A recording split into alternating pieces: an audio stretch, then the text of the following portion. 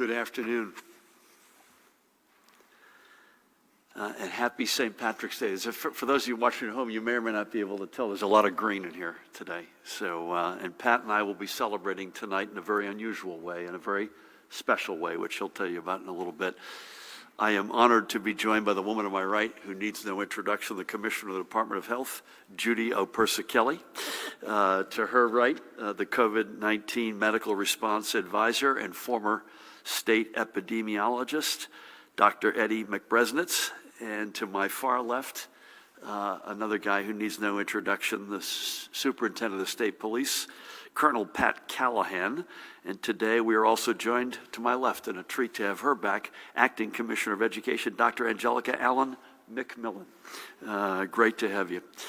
Before I start, we're going to change colors from green to red. I got to send congratulations on behalf of all of us to the several Rutgers teams that are playing in postseason tournaments. I'll start with the men's and women's Rutgers University basketball team, led by head coaches Steve Peichel and C. Vivian Stringer, respectively. Both of our Scarlet Knight basketball teams are dancing in March Madness.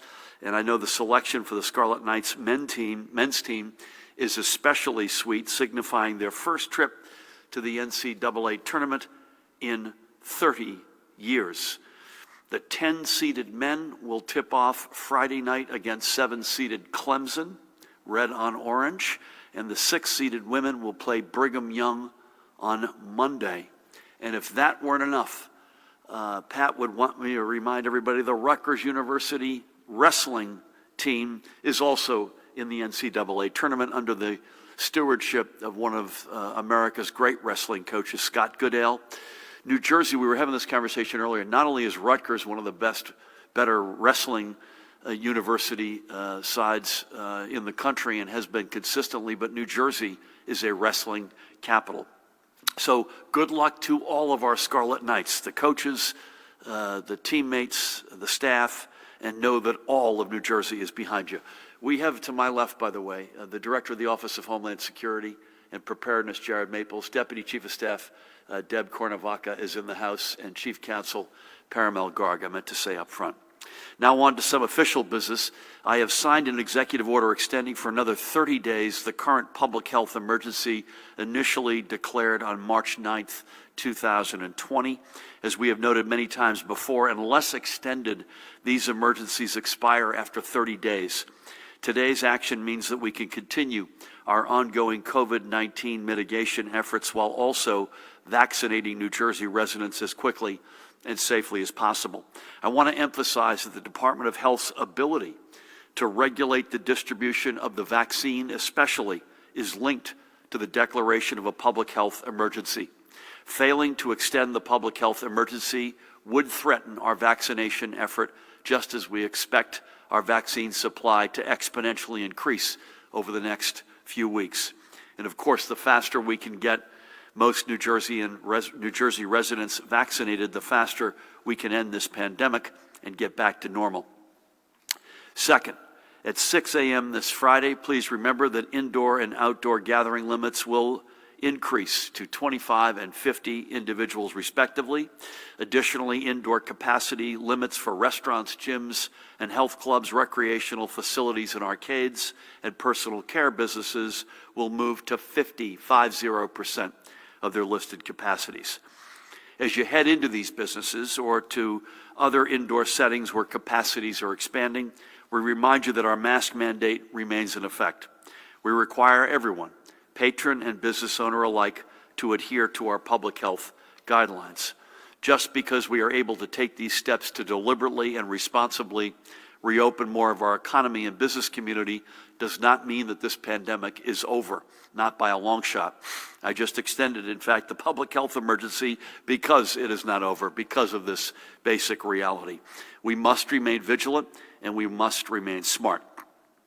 There is no excuse for any, I'll use a word we haven't used in a while here, for any knucklehead behavior. And as we have in the past, we will not hesitate to shut down anyone crossing the line and putting the health and safety of their patrons and communities at risk. Again, the overwhelming amount of folks out there, by the millions, have done and continue to do the right thing.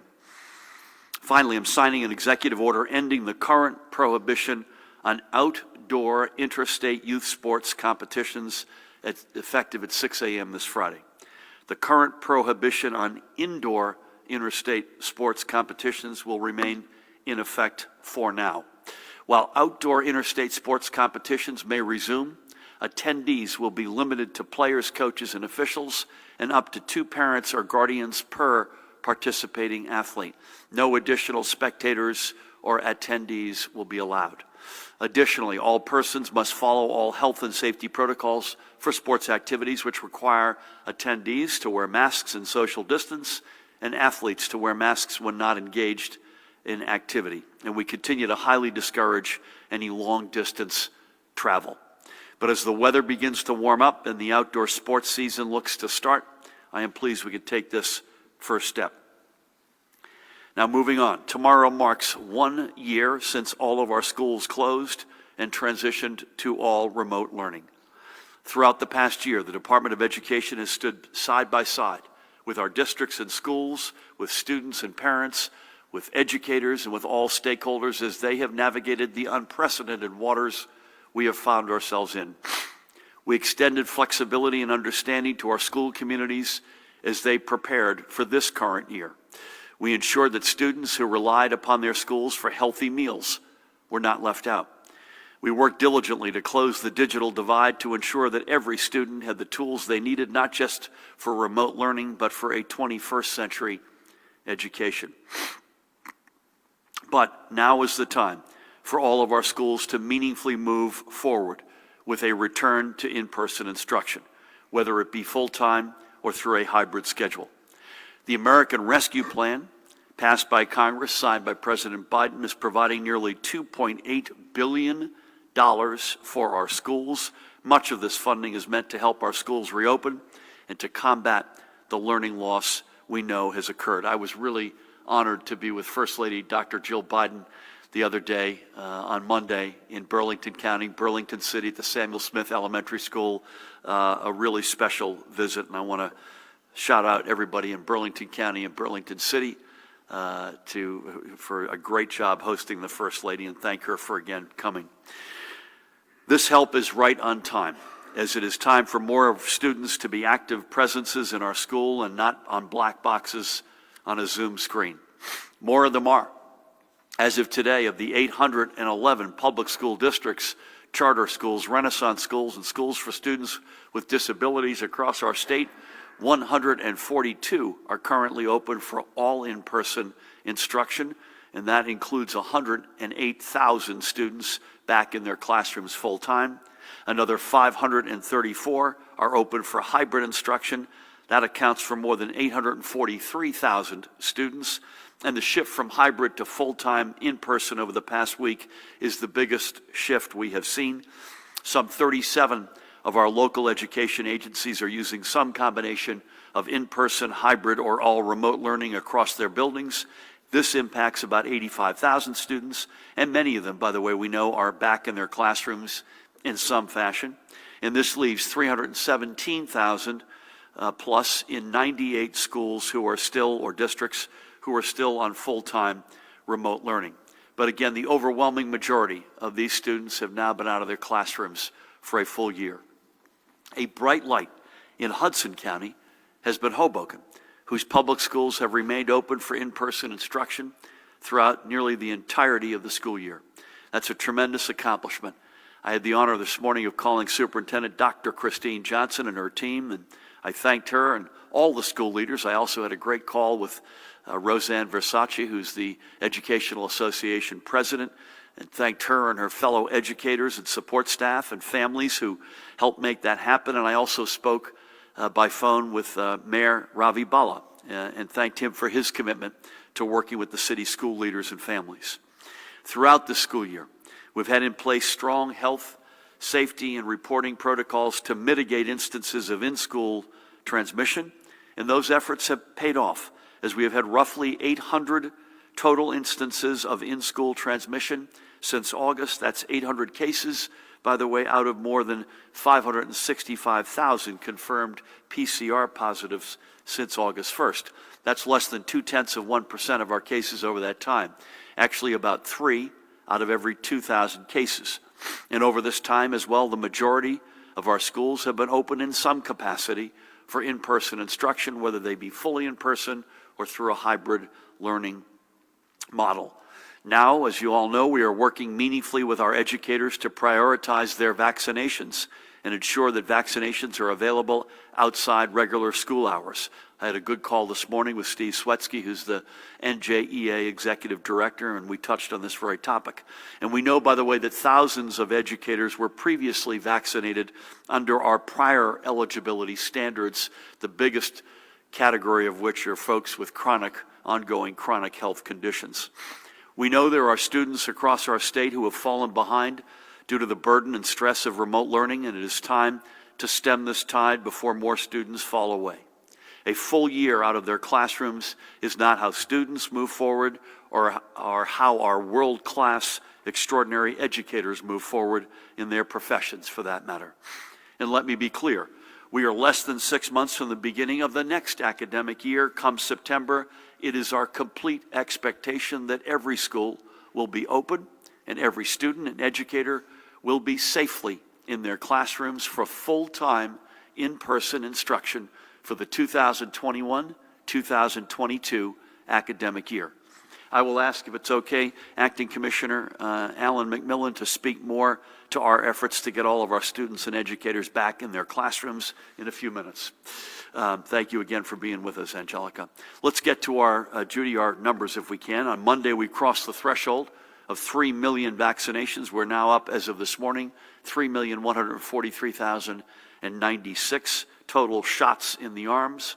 That breaks down to 2,040,000 people who have received their first dose of either Pfizer or Moderna vaccines, and 1.1 million people who are now fully vaccinated, either because they received their second dose of these vaccines or because they have received their single dose of the Johnson & Johnson vaccine. Let's put these numbers in another context. Our initial goal is to get to 70% of our adult population vaccinated. That's 4.7 million people. If you count the numbers of the initial doses of Pfizer and Moderna, along with the number of J&J doses administered, we're at roughly 45% of our target having at least received a first shot. So we are well on our way to reaching our goal. And as I mentioned earlier, we are fully still expecting that our federal allotments will begin to take off as we get to the last week of this month and then leading into April. And as a reminder, vaccinations are available to all eligible residents who live, work, or study in New Jersey. And importantly, your immigration status will not be a barrier to your being vaccinated. Defeating this virus means reaching deep into every community and ensuring both equitable access and equitable distribution, and we are fully committed to this. Additionally, CVS, Walgreens, and Rite Aid are each reserving appointments for and prioritizing educators and child care workers. We have also set aside a minimum of 10,000 doses each week for seniors age 65 and older with Walmart. And our call center has been reaching out to seniors on the waiting list to help them make an appointment. I know Judy's going to give some context to the 75 and up group of seniors in our state over the past few weeks. Next up today, we're reporting 4,607 either positive PCR or presumed positive antigen rapid test results.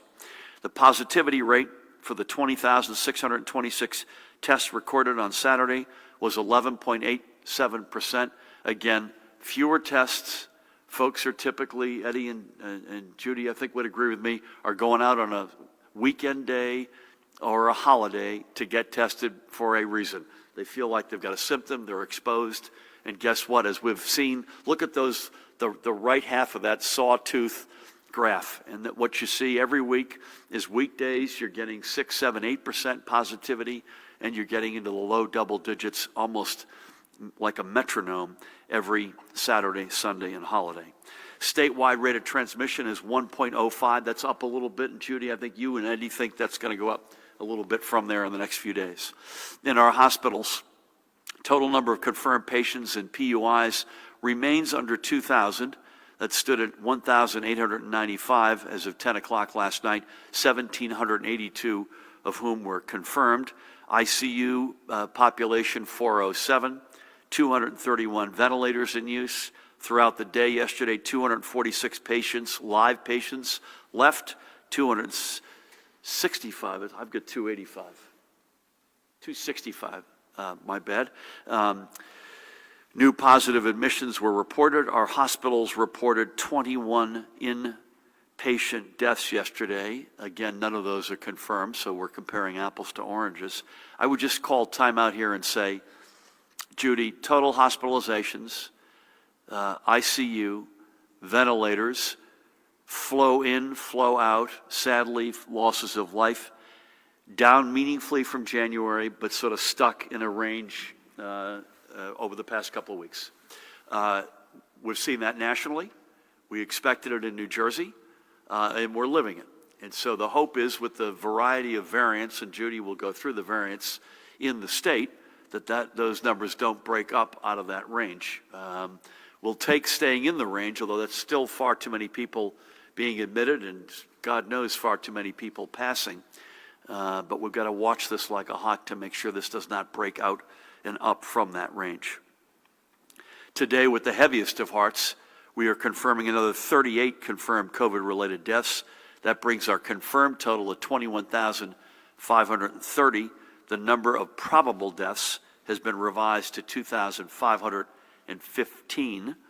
And as we do every time we sit down together, let's honor the lives of a few more of our New Jerseyans who we have recently lost. We want to begin today with a couple by remembering Joseph and Rose Haggerty. Only appropriate we remember the Haggertys on St. Patrick's Day. They were from Skillman. They were married for 62 years. They were both 96 years old, and they passed away just 5 days apart from one another. That is their wedding photo, as you can see, from the late 1950s. Really special. Rose was a native of Throop, Pennsylvania, and was a registered nurse who found herself in New Jersey and on the staff of the Veterans Administration Hospital in East Orange. Joe was a Newark native and a World War II veteran as a U.S. Army radio operator in the Pacific Theater who benefited from the GI Bill to earn an undergraduate degree from Seton Hall University and a law degree from Georgetown University.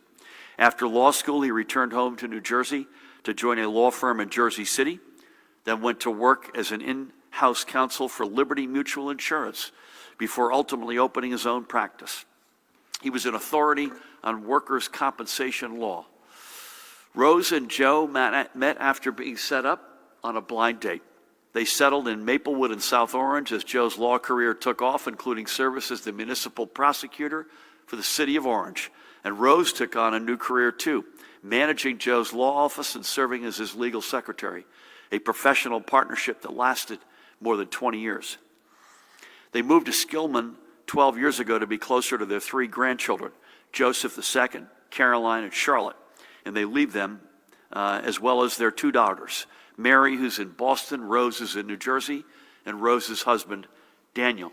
So I spoke to Rose last week, and this family was crushed. She lost her mom and dad. She herself got it bad and is suffering as one of those long haulers, still suffering with a lot of complications many, many months later. Her husband, Daniel, hospitalized, required a blood transfusion at one point. He's doing better, thank God. And their daughter, Caroline, who I mentioned a minute ago, was also clobbered. Unbelievable. Joe and Rose helped each other through their thick and thin for more than 60 years, and we know they are together, still doing just that. May God bless over and watch over each of their souls and their family that they leave behind. And today we also remember longtime Newarker, Reina Amparo Garcia. She was born and raised in Guatemala City, Guatemala, and came to New Jersey in 1969 at the age of 22 in search of a better life for her family. Reina found plenty of work as a machine operator at several factories, which called Newark home, and she was proud to become a United States citizen in 1996 and to exercise her right to vote. Life had given her a tremendous strength and toughness of spirit, but that gave way to tenderness She showered upon her family and friends and the many animals she gave a home to throughout her life. She battled, by the way, debilitating medical and health conditions literally for decades and was tough, according to her daughters. She is survived by her daughters, Marisol and Sonia. I had the honor of speaking with each of them last week, and her son Jorge and their spouses, as well as by her nephews Jorge and Edwin. And she leaves behind 9 grandchildren: Daniel, Joseph, Sarah, Nalani, Layla, Marco, Isabella, Gabriela, and Alexandra. Raina left New Jersey in 2008 to be closer to her children and grandchildren, but as we all know, once you are a part of our New Jersey family, you are always a part of our New Jersey family. And we are grateful that she was. May God bless and watch over her. 3 more uniquely Jersey stories, 3 more lives worth remembering, not just today, but always. I want to shift gears if I can. Moving on, I want to give a huge shout out to this guy, Cliff Baker, the president of A Need We Feed in Toms River in Ocean County. A Need We Feed was a nonprofit formed in the days immediately following Superstorm Sandy to help families rebuild, first and foremost, but ensuring that they had enough to eat as well. Over the past several years, A Need We Feed has focused its mission on helping serve our military veterans, Ocean County senior citizens, and the children and families of big brothers, big sisters. When the pandemic hit, Cliff and his team saw a demand for their services skyrocket, for providing 1,500 meals 4 times a year to more than 27,000 meals a year. They are now part of the New Jersey Economic Development Authority's Sustain and Serve NJ program and recently received a nearly $200,000 grant that is going to allow them to purchase 1,000 meals a week from local restaurants for the next 4 months. A true win-win for their clients and the Jersey Shore's small business community, especially its restaurants. Even with the EDA's support, A Need We Feed is actively looking for corporate and other private partnerships to help them feed everyone who needs a helping hand. You can find Cliff and his team at aneedwefeed.org. You can see it at the bottom there, aneedwefeed.org. So to you, Cliff, and everyone at A Need We Feed, thank you for putting our Jersey values on display. And before I close, a couple of other acknowledgments. First, 2 notable passings. This guy, Lieutenant Colonel Robert Ashby, spent part of his youth in Jersey City, graduated from high school there before going on to become one of the famed Tuskegee Airmen. The all-white squadrons in Japan where he was deployed refused to accept him, and he never flew a mission in World War II. But he got his chance to fly bombers during both the Korean War and during his time in England during the Cold War.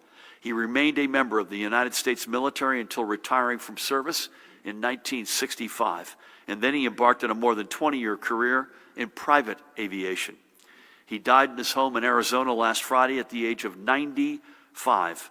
We thank Lieutenant Colonel Robert Ashby for his service, and may God bless and watch over him. And a little bit closer to home, Dr. Orlando Edrera was a Cuban refugee who came to the United States in the early 1960s. He earned a PhD from Columbia University, becoming a professor, but his impact in New Jersey was in Union County. He established the first bilingual education program at Keene University, opening the doors to a higher education for countless Hispanic and Latino students.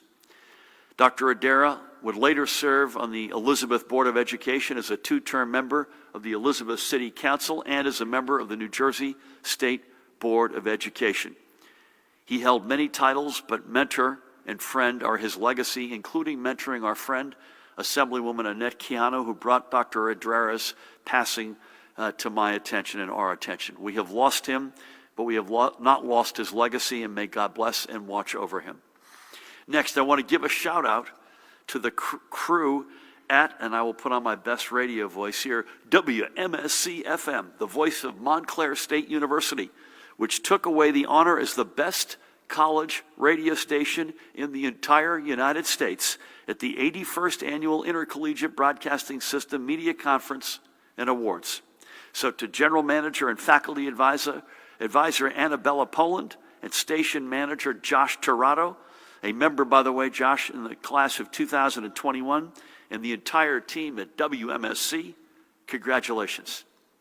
And finally, I have to say again with a heavier heart, the state of New Jersey stands in firm solidarity with the city and people of the Atlanta area as they grapple with the senseless murder of 8 people yesterday, 6 of whom were Asian women. We stand with law enforcement as they continue to investigate this heinous crime and to establish a motive. We congratulate them on so swiftly apprehending the suspected gunman. And we also stand with our tremendous Asian communities here in New Jersey and around the nation, which have all experienced increases in violence aimed directly at them over the past year. There is no room for hate in our American family. Our goal is to leave for the next generation a New Jersey which knows neither the pain of senseless gun violence nor the senselessness and pain of hate. We know we still have much work to do on both, but we will not give up. With that, we will leave it there today. Please help me welcome the woman to my left and welcome her back, the Acting Commissioner of the New Jersey Department of Education, Dr. Angelica Allen McMillan. Thank you, Governor Murphy, for the opportunity to participate in today's press conference and discuss the importance of getting back to in-person learning as soon as possible. I am also proud to join you in announcing that later this week we will be submitting our request for a waiver of United States Department of Education requirements concerning the administration of statewide assessments. The consensus among educators, parents and caregivers, policymakers, and researchers is growing every day. The more time that a student spends away from in-person instructional time, the greater the risk of learning loss and of social, emotional, and mental health impacts for our students. And like all trends in our country's education system, these setbacks in educational development will not be spread evenly amongst all students. Those who historically have faced the biggest hurdles of unlocking their full potential will likely bear the brunt of these impacts. Students with disabilities, English learners, low-income students, Black and Hispanic students, and students experiencing homelessness or in foster care are often the hardest hit by the disruptions of school closures. Our schools provide more than academics. They provide crucial mental health and emotional and behavioral supports for our students. Our educators have done awe-inspiring work. However, to sustain those services throughout the course of this pandemic, in-person interaction between students and their peers, teachers, and counselors is important for our students' social and emotional development. For all these reasons and more, the safe return to in-person instruction is among our foremost priorities. 2 days ago, we released the application for $1.2 billion in federal, elementary, and secondary school emergency relief funds. I am confident these funds will provide districts with the resources they need to further plan and implement safe reopening of school buildings. These actions, alongside the other Road Forward initiatives we announced last month, exemplify the administration's urgent commitment to paving the road forward to safe in-person schooling for all students. If our request for a waiver of Federal Standardized Assessment Administration requirements for the 2020-2021 school year is granted, we will not administer statewide assessments for this school year. We must prepare, however, for all contingencies. Therefore, we will also issue a memorandum to all districts directing them to begin preparations for a spring administration of the New Jersey Student Learning Assessments, also known as NJSLA, the Dynamic Learning Maps, referred to as DLM, and the Access for ELS assessments, as well as advising districts of the spring assessment schedule. Finally, while we are still in uncertain times and there are more questions than answers, We know we cannot get to where we need to go if we are not working together through open lines of communication. To that end, we will be engaging in stakeholder discussions over the next 6 weeks, resulting in clear and concise guidance to support ongoing school reopenings and looking ahead to the 2021-2022 school year. Thank you to our educators, parents and caregivers, and advocates for your commitment to the academic and social and emotional well-being of New Jersey students. The progress we have made in addressing challenges thus far would not be possible without you, and our progress to safely returning students to their classrooms will not be possible without your partnership. I also want to thank you, our students, for your inspiring resiliency in the face of unprecedented challenges. Thank you, Governor. Thank you, Angelica, and thank you for laying that out so clearly, and deep appreciation for your leadership. As I've said here before, you walked into your position in a very calm and otherwise peaceful moment in our state's and country's history. So bless you and thank you for everything you're doing. With that, please help me welcome the woman to my right, who needs no introduction, the Commissioner of the Department of Health, Judy Persicelli. Thank you, Governor, and good afternoon. Well, vaccine eligibility expanded on Monday to include new categories and expanded medical conditions. As of March 15th, those newly eligible include public and local transportation workers, including bus, taxi, rideshare, and airport employees, New Jersey Transit workers, and motor vehicle commission staff.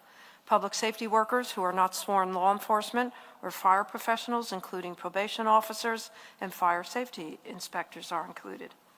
Migrant farm workers or seasonal workers are included, members of tribal communities, and individuals experiencing homelessness, and those living in shelters, including domestic violence shelters.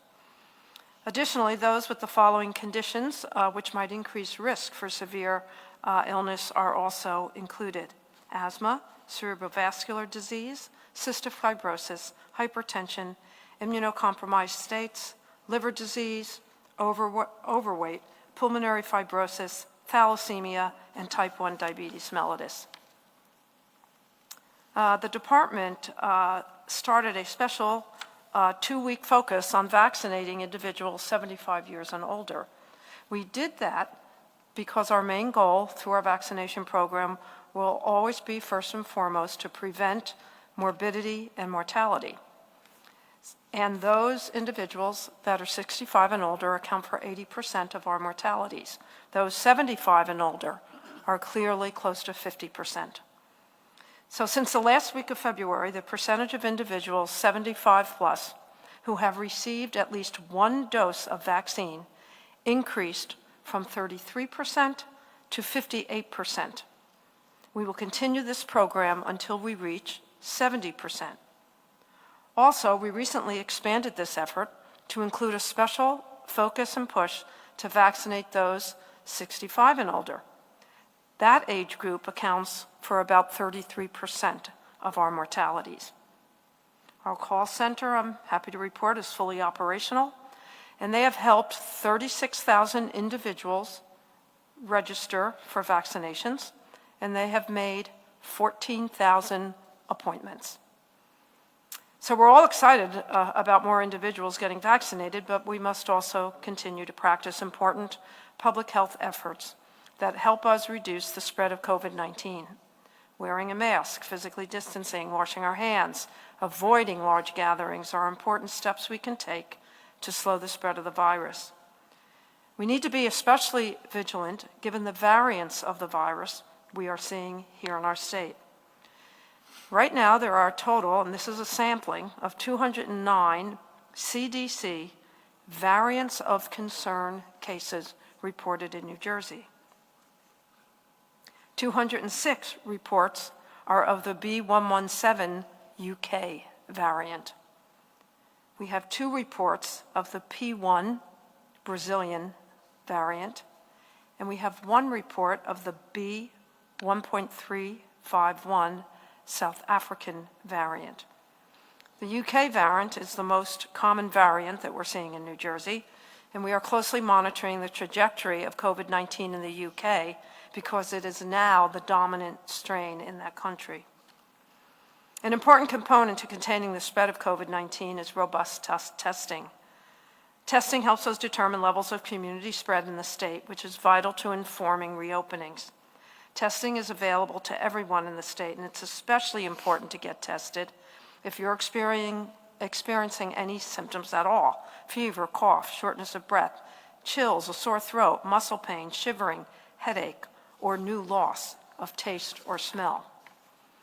Or if you have been in close contact with someone who tested positive for COVID-19, or if you were recently in a large crowd where social distancing was difficult or not maintained. There are now over 400 testing sites across the state.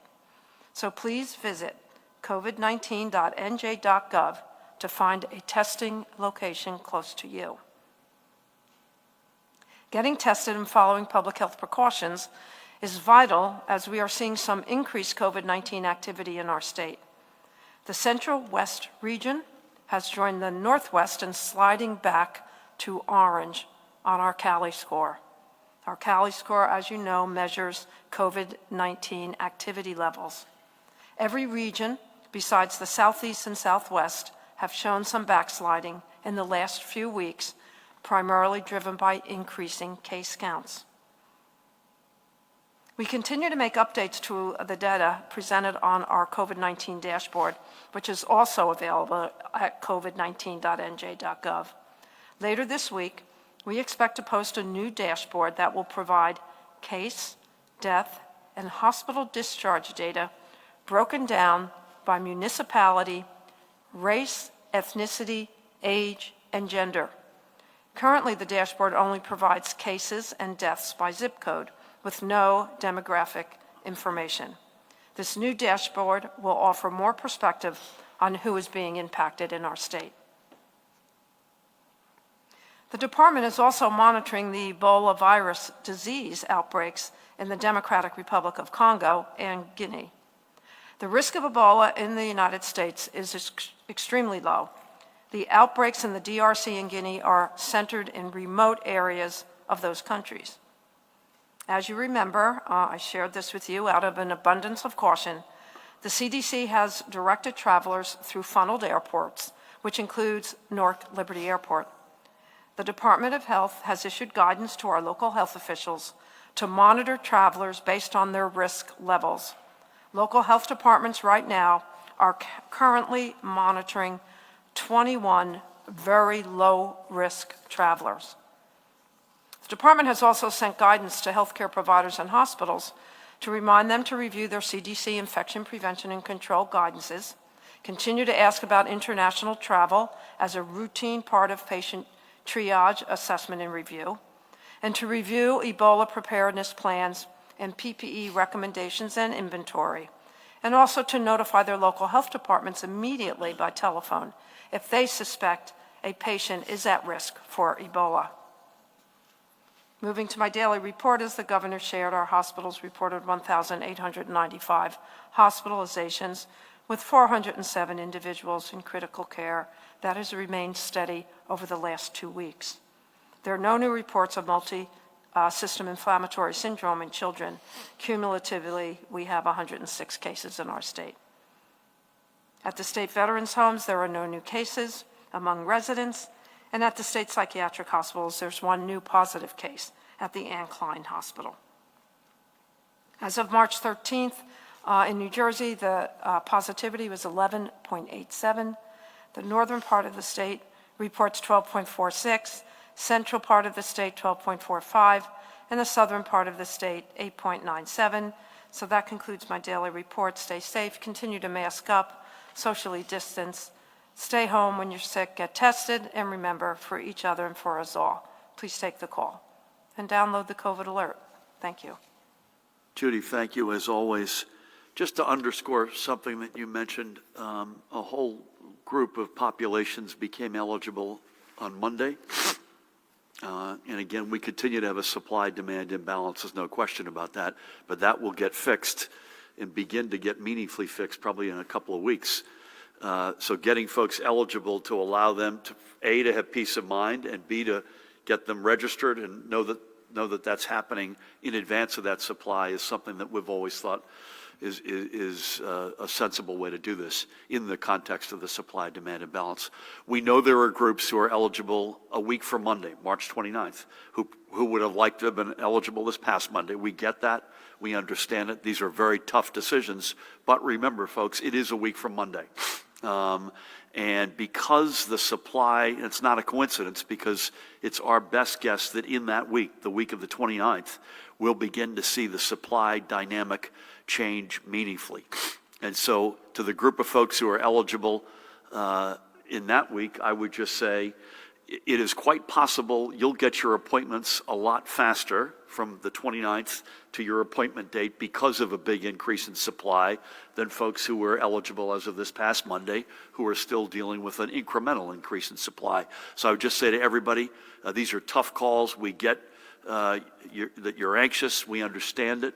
But bear with us. We think at the end of the day, and the end of the day is now a matter of a number of weeks or a couple of months, anybody who wants to get vaccinated in the state is going to be able to get vaccinated. So thank you for all the above. Pat, with that, compliance, other matters, and you and I are going to have a pretty special way to celebrate. Tammy Murphy will be with me tonight. Pretty way to celebrate St. Patrick's Day. Over to you. Thanks, Governor. Good afternoon. We have no EO compliance violations reported to the ROC since we last met, Governor. And to your point about tonight, we will be at the Prudential Center in Newark for the graduation of the 161st State Police class, 144 men and women. That unlike any other class in our 100 years, Governor, they reported in the beginning of November and they have never gone home. And their motto is "We never leave." And I also thank you, Governor, for this class and the one prior during an unprecedented pandemic when academies around the nation and world were not training law enforcement. The state police is proud to announce that we've graduated 309 troopers during this pandemic, a very special and tremendous source of personal and professional pride for all of us in the state police, Governor. I just wanted to thank you. And tonight will be a special celebration as we join, as 144 new troopers join our ranks. Thanks, Gov. Thank you for the good words, and that begins with your leadership, Pat, and I hope you'll be okay that I'm going to wear my green tie tonight. And by the way, Judy and her team had a hugely meaningful input into the protocols around the ability for them to train not one but two classes that stand out relative to any other state in the nation. And it's another reason why it's the #1 state police force in the entire United States of America. We'll start over here. I think we're going to be on the road again on Friday. Details to be determined. Hopefully we'll have COVID numbers for you. And we'll be back, unless you hear otherwise, virtual tomorrow, virtual over the weekend, back in person on Monday at 1 o'clock, Monday, March 22nd. And if that changes, we'll get back to you. There's a big crowd here today. I'm going to ask you, and I may cut you off. Please be economical with the amount of questions you ask. Thank you. Elise, good to see you. You're up to bat. Good afternoon. Good afternoon. My first question is from Carly Citrin. Assemblyman Jay Weber has introduced legislation that would send a portion of the ESSER to federal relief funding to reward school districts that have reopened with in-person instruction and incentivize remote districts to do the same. Would you support sending extra federal funds to in-person and hybrid districts? And my question is regarding people who have developmental disabilities. Sheltered workshops overseen by the Labor Department reopen in September. Day programs will do so at the end of the month with limited capacity. What was the reason for the day programs delay, and when do you expect they will be running fully? Thank you. Thank you, Elise. On the second, I think I'm going to probably defer to Judy, and we may want to get back to you on that. On the first, as is my habit, I'm not going to comment specific legislation, but I will tell you on behalf of Angelica on the education side, Judy on the health protocol side, we're doing everything in our power to get as many kids back safely and responsibly into a classroom. And we've been doing that from day one, and I promise you we're going to continue to do it. And that includes deploying CARES Act that we already have in our midst. Angelica was here a couple of weeks ago to talk about the $1.1 billion. And I don't think any other state in America hived off that piece for mental health or the piece for learning loss. And we will remain hyper committed to that. So I think your question, Elise, was for the developmentally disabled. We opened the sheltered workshops in September. The day programs are opening up at the end of the month. And you asked, was there any rationale splitting between those two decisions, and when are the day programs back up full on? Judy, anything you want to add to that? Otherwise, I think we're going to want to come back to you. No, I think the important thing, and these are statistics that we will share with you at a future press conference, is how many of our developmentally disabled individuals have been vaccinated and have finished their regimen, which leads into how safely they can return. And how quickly. And quickly. So if we can, we'd like to come back to you on that. Daniel, let's go to you next. And again, let's be economical, and thank you for that. Hi, Governor. Hope you're doing well. Likewise. So it seems the Biden's American Rescue Plan could limit the ability of states until 2024 to use tax breaks to win over businesses if they receive federal funds. How do you think this could implement the rollout of your tax break package? And if states don't have to use tax breaks to compete against each other, would that be easier on the state? And I guess what would happen if any of the state laws run afoul of anything in the America Rescue Plan? Why isn't the indoor dining expansion going in effect today, given that it is St. Patty's Day and a number of restaurants do typically expect a lot of patronage? Is this done deliberate to deter larger crowds that might gather in restaurants? With the COVID variant surges, This could be the last one. What do you got? when do we expect the surges to peak, and what would those numbers look like with the variants? All good. I don't anticipate any impairment of our ability to execute on the Economic Recovery Act or the incentives package that I signed in January relative to the federal funds, although we still are awaiting, as you can imagine, federal guidance on the American Rescue Plan, which was just signed into law at the end of last week. It's a game changer. It is exactly what we need, but I don't anticipate any impact in our ability and latitude with that, our own Economic Recovery Act, which has a lot of really exciting pieces to it, including small business, Main Street, venture capital, minority women, veterans firms, et cetera. No particular specific answer to the timing on indoor capacity. We don't always coordinate with other places. In this case, I think it is notable that we are going at the same pace as New York City, which is this Friday at 6 in the morning. Just felt to us like that was the right move. We hope everybody who's celebrating St. Patrick's Day, this allows me the opportunity to say, please do it responsibly, including if you're a proprietor or you're a patron. Maybe if I could ask Eddie to weigh in. Daniel asks on the variants, when would you guess, do we have any handle on when you see this gets into its surge or peak mode? And good to have you with us, Eddie, as we always are on Wednesday. Well, thank you, Governor. The federal folks have predicted that by the end of March that it would be the predominant strain. You're asking when it would peak. I don't think that we have a crystal ball to be able to say when it would peak. It depends on how many people in the state who do get infected actually are infected with the variants. But it's also impacted by the increasing number of people who are getting vaccinated, either with one dose or those who complete a series. And so that has an impact too. There are fewer people who get sick. Certainly the lower the peak, but I can't predict when that would occur. And of course, as we always say, to the extent that people adhere to the non-pharmaceutical interventions like wearing a mask, social distancing, trying to avoid crowds if they can, those will also impact the transmission of the virus and also impact when there might be a peak. So many factors, but it's not really predictable when we would reach that high point. It's a good reminder that the basic stuff is still the stuff that we know works. And secondly, the vaccine rollout layered on top of that. Those are two sort of huge weapons we have against these variants. Brent, let's hit you next, please. Yeah. Will the state open unemployment offices again now that you're lifting some restrictions? There have been an increasing number of vaccine clinics exclusively for subgroups like teachers, but residents 65 and older say they're still having trouble. How do you justify saying those residents are not being deprioritized by these exclusive clinics? You said in August schools need to provide documentation explaining they aren't ready to offer in-person instruction. Has any district this school year had a reason for not reopening get rejected by the state? Is there any update on talks the NAACP regarding the Cannabis Regulatory Commission and possibly Last question, changing? please. And how long will it be before the UK variant becomes the dominant source of infection in New Jersey? I think Eddie just answered that. I think the general sense is it could be the dominant variant sooner than later. Nothing new on the Cannabis Commission. I'll come back to you on unemployment offices. Dan Bryan, will you help me on that?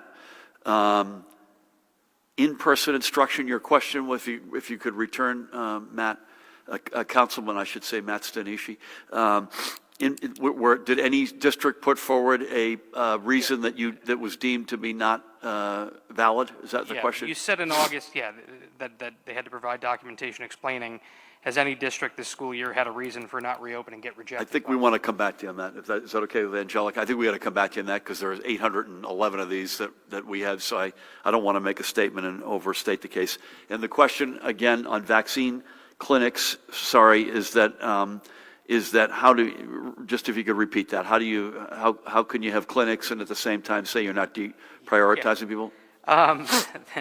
There have been an increasing number of vaccine clinics exclusively for groups like teachers, but residents 65 and older complain they're still struggling to get appointments that have been pushed to the side. How do you justify saying the 65 and older are not being deprioritized when you have teacher clinics and airport worker clinics? And I mean, I think, Judy, you may want to weigh in here. I just said a few minutes ago, we're good, Matt, a few minutes ago that we know we've still got a supply-demand imbalance. We know, remember, this is overlapping waves, or think the analogy we used in December, as I recall, was the 1A, 1B, 1C, 1D, 1E groups that board a plane. We can't afford to wait till the very last person is there. And we know that the supply-demand imbalance exists, but it's about to get better. So we want to give peace of mind that folks can call up or go online, get a registration program. We also get a vaccination appointment. We also know that we have an obsession with getting our schools back in person in some form as soon as possible, as soon as we can do that responsibly. But Judy, you've talked today in your remarks about both the 75 and up. We reached out, your team reached out, and then doing that now with the 65 and up. So we're trying to redress any imbalance or notion of deprioritization because we know they're the most vulnerable folks in our population. Is that fair to say? Okay, thank you. Alex, good afternoon. Good afternoon. For Dr. Bresnitz, if you were in your former job as state epidemiologist, would you have signed off on the March 31st directive that mandated that nursing home residents could not be barred from returning to their homes after being discharged from the hospital for COVID-19 treatment? And do you believe that directive was in any way a factor of the spread of COVID in nursing homes? For the Commissioner, on that March 31st directive, did your team have any consultation with Governor Cuomo's team in crafting it? For the Governor, you've told us many times that your directives to the healthcare or the nursing home executives were explicit, that if they needed help, they should contact you in terms of cohorting patients. Did you make a mistake in trusting them? And finally, you've governed by executive order for over a year now. When does the legislature get to come in and have a say? And do you believe it's time to revisit the Emergency Health Powers Act, which gives you and the Commissioner broad authority? I will answer all these questions, and let me be crystal clear. The directives that Judy put out instructed each of these long-term care facilities to separate both patients and staff and acknowledged that these were their homes. These are residents. So it is crystal clear. It is black and white. We secondly, to your third question, I believe, asked, or not asked, but made clear that if you could not do that, if you could not find a different floor, a different wing, or a different building, to let Judy and her team know, and they would, in fact, assist you. And in fact, they did. Thirdly, we were clobbered. Every state in America was clobbered.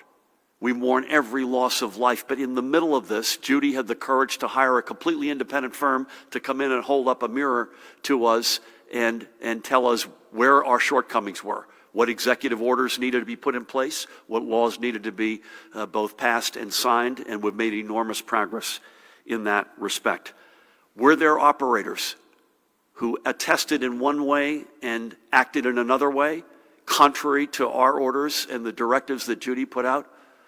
I'm afraid there may have been. I can't tell you, as I sit here today, who they are, but that's not to say that there were not operators who did not do the right thing here.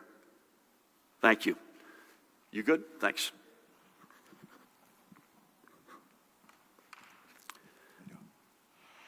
Question from reporter Leah Mishkin. The state is facing historic delays in court cases as a result of the pandemic, but also because of a large number of judicial vacancies. What has led to this large hole? Do you plan on nominating more candidates? And if so, what is your timeline given the urgency of the situation? From Raven Santana, do you support the Reproductive Freedom Act, which would codify the right to abortion in state law and expand access to reproductive health care and abortion services? This is a question for both the governor and Colonel Callahan. In the aftermath of the shootings near Atlanta that left 6 Asian women dead, some cities are increasing security in predominantly Asian communities. What is New Jersey doing to protect its Asian American and Pacific Islander communities? And is there concern among law enforcement that an attack like this could happen in New Jersey? From Leela Stanton. This is the last question. Thank you. Thank you. A Jersey Journal editorial from Tuesday raised concerns about the small number of COVID vaccine doses allocated to Hudson County, and said county commissioners are planning to raise these concerns with your office. What is your response? So on the judiciary, there's two answers to this. Number one is the state appointments that are within our purview, and there are certain counties in the state where there is there are too many vacancies for any normal operations, and Paramel and team and working with our legislative colleagues are working actively to address those vacancies. I believe the question may have, however, come from a front page New York Times story today as it relates to the federal judiciary. And that is due to the action or lack of action by the Trump administration for federal judges being appointed and seated in New Jersey. I'm confident, I don't have any inside knowledge here, but I'm confident that the Biden team will address that expeditiously. Would you support both of those observations? I've been on record, without getting into the specific piece of legislation, I've been on record unequivocally supporting, particularly given the current makeup of the U.S. Supreme Court, the Reproduction Freedom Act. I'll skip to Hudson County. We work with the county leadership in all 21 counties actively. We're on constantly with the teams, whether it's Tom DeGise, the county executive, the commissioners, the mayors, who are quite notably in Hudson County significant in any governmental matters. I guess you could say that about every mayor, but it's particularly the case in Hudson County.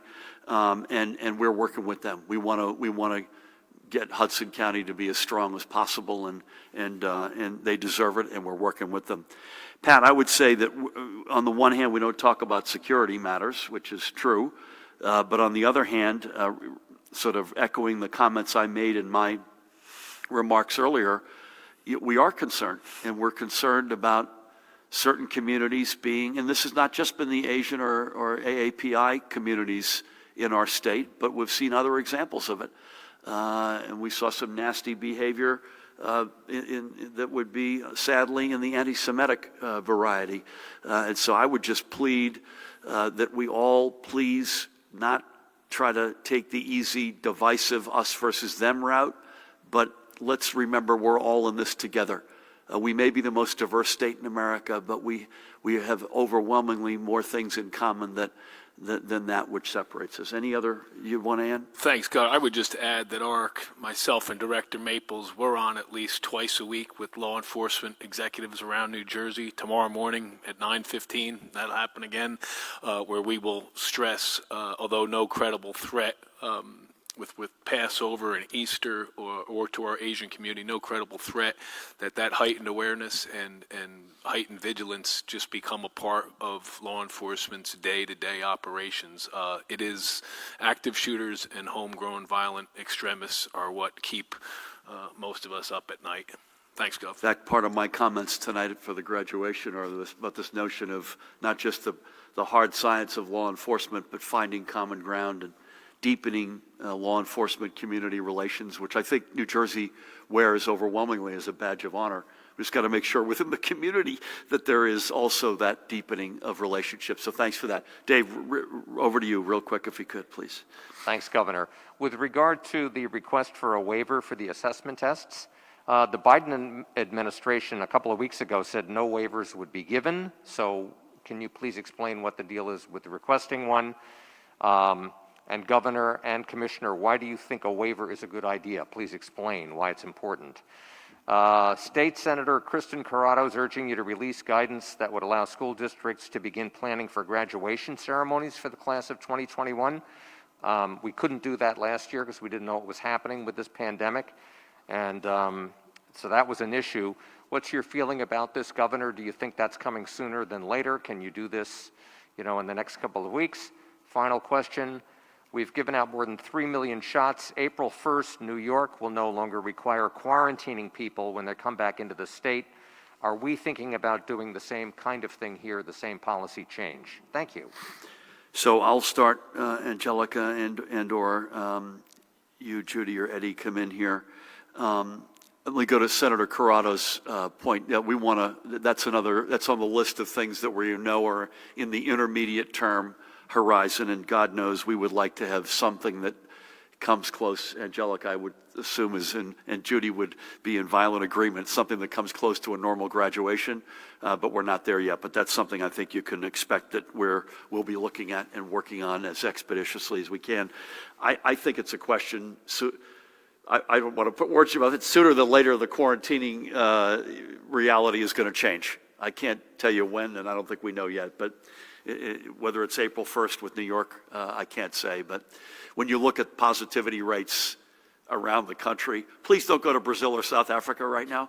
Nothing against that, but I would think that's just a matter of time. And listen, as it relates to the waiver, I think the rationale, I guess it's in one respect why, again, if at first you don't succeed, try again. And we want to make sure, because Angelica and her colleagues, and I think educators and many out there agree that it is worth another shot. Whether we get it or not, we can't say. But I think the reason is similar to the reason last year, is that you want to have some ability to have consistency in the context in which these assessments are taken. And, it's pretty clear that because whether it's remote, hybrid, in-person, or a combination, it's hard to sort of get that context set to then make conclusions based on those assessments that can take into account those different and variances. That's where I would be, but Angelica, please. Yes, thank you, Governor.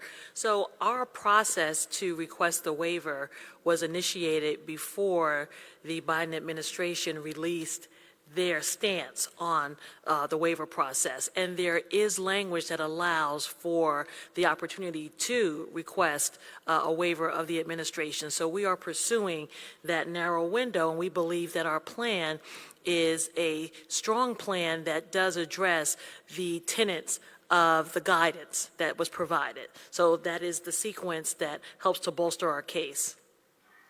Thank you for that. Sorry, let's do Stacy, and then we'll go back to Nikita's. Okay, we come to you. Thank you. Sure. Governor, you said today again about the vaccine windfall later this month or early next month. When can New Jersey expect its next J&J shipment, and can you be more specific about how many doses are coming? Why do you guys think Monmouth and Ocean counties are leading the state in confirmed cases of the B.1.1.7 variant? Does that indicate in any way that there are larger outbreaks of that variant at the shore compared to other parts of the state? And last one, Governor, you just mentioned the review of nursing homes that had already been, COVID in nursing homes that had already been completed. I think there were some concerns with that left out like veterans homes. So when will these other postmortems that you've talked about regarding unemployment or the veterans homes, when will those take place? Judy, do you have the next J&J shipments? We're hoping next week. We did get a small shipment this week of 10,200 doses, which we didn't expect. The week prior to that, we got none. Yep. And then our first shipment was 73,000. So we got 73,000, then we got none. This week we got 10,000, and we won't know till probably tomorrow if we're getting any next week. But the guidance, the qualitative guidance for next week is modest. Yeah, we're not. And they're pointing toward bigger numbers beginning on the week of the 29th, but I don't think we have them. Don't have the numbers. So it remains qualitative. I think I'll go to your last question, Stacy. I think we're, as I've said for quite some time, we're going to do the country needs to, and we will do a complete, thorough, independent postmortem on this entire pandemic, and that includes long-term care, and it certainly includes our blessed veterans. But I do want to say that at the same time, we're still in the fight right now, and you know, the fact that Judy hired Manat, which is the name of the firm, to come in in the teeth of this, gave you some sense of how seriously we took this at that time, and I promise the same level of seriousness and vigilance. Eddie, do you mind addressing that very good question? It looks like Monmouth and Ocean, Judy, if Stacy's premise is right, and I think it is right, have a disproportionate amount of the B117 variants, and I guess your question rightfully, what's any reason for that? Any sense of? I don't have a good reason for that. I think there's a limited number of samples that are done in any given week. It could just be by chance that we have it from those communities. It's just really hard to say without a systematic sampling from around the state. And just turns out that that's what it is. And maybe some of them have had more contact with one another in those communities. We've had outbreaks clearly in those communities as well. But there's no really one reason that I can point to at this point. Clearly something that Eddie and Judy and team are highly But we focused. can assume that, whatever the numbers are that the commissioner reported on, that there are more people who've been infected, with the numbers that we have reporting every day. I think today was 3,000 or over 4,000 with confirmed and probable, that if we were able to sequence all of those, we'd find many more B117s from around the state, not just from those communities on the Eastern Shore. Thank you for that. Thank you, Stacy. Nikita, we'll close it out with you. Thank you. Sounds good. So we asked this question of the Attorney General's office yesterday and today, and I'm just wondering if your Supreme Court nominee, Rachel Weiner-Apter, plans to recuse from any cases that come before the Civil Rights Division, which she heads, because those cases might appear once she's on the Supreme Court, assuming she is confirmed. Next, Corrections Commissioner Marcus Hicks is set to testify before the Assembly Judiciary Committee. Should we take that as an indication that the Boxer report is coming out soon? And if not, do you have any update on a timeline? And then I know Chris Smith, or Congressman Chris Smith rather, has raised some concerns about new guidance from the Department of Labor limiting the amount of referrals state and federal lawmakers can make to the Department of Labor for assistance on unemployment. I'm wondering what the rationale behind that policy is, and if there's any concern that limiting the amount of referrals could open the system up to abuse by those who have political connections. Okay. I think on the first two, my answers will be very straightforward. In terms of recusing, that's a matter for the Attorney General, and I'll defer to him on that. And Paramel is shaking his head and agrees. And as it relates to Commissioner Hicks testifying, no indication of timeline or otherwise. I've used the word expedited. It is a little bit tied up with the fact that the Attorney General is also in the process of an investigation. So that is a reality, but I've got no update for you there. Listen, I saw what Congressman Smith had said. He sent a letter to Rob Angelo, and I think at the same time it got into the press. I'm not sure how that happened, but I know that the commissioner has taken that very seriously. And as I've said many times here, a lot of these cases of late, in fact, of late being like as far back as last May or June, with exceptions when there are windows where the entire system requires a fix, that these are very particular, specific cases to the individual's circumstance. And so I would repeat that. And so I know we take that very seriously. I know the commissioner is taking it seriously. I've got no more color on that. But I do want to say this because you asked it.